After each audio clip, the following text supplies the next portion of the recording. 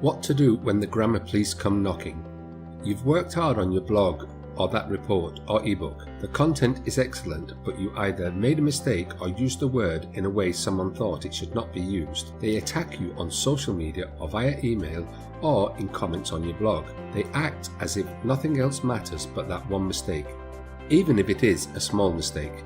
How do you act when the self-appointed grammar police come knocking depends on the situation. You'll need to judge each action as it happens on its own merit, but there are some do's and don'ts to help you along the way.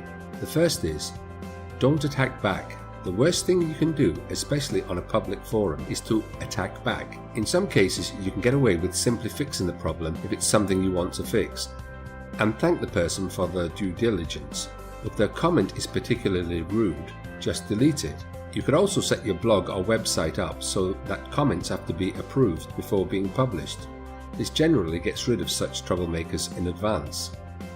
Politeness costs no more than a small effort, so you could choose to thank them. If you really did make the mistake and someone was nice enough to tell you, you may as well thank them.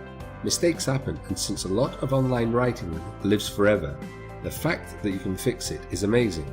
If you can justify how you use the word, right or wrong, you could have fun with them. Sometimes you can come up with great reasons why you're going to use the word anyway and reply with, "Thank you very much for letting me write how I want to write when I'm not being graded." Time has a great article from 2014 by Katie Steinmetz about this very thing. The article is entitled, "Here's what to say to that jerk who corrects your grammar," and you could find it online by following this link. Let's suppose the people are bored.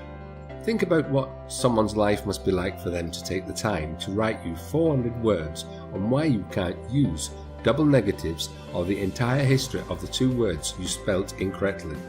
They're bored. Feel sorry for them before you hit delete. Such people never become writers. Think of this, the grammar police has no chance of ever publishing anything because they will be so afraid of making a mistake. They'll be crippled because they know they've told others what bad writers they are. They don't want the same to happen to them. Errors yesterday, not today. The other thing is that as long as language evolves, so does grammar. What people learned in 1950 may not apply today. If that's the case, it's okay to send them an updated lesson if you really want to spend the time doing it. As a side note, in case you did not, or not yet had time to, follow the link to read Katie Steinmetz's article. As mentioned above, you could point out that there are at least 8 grammatical faults in something as formal as the Constitution.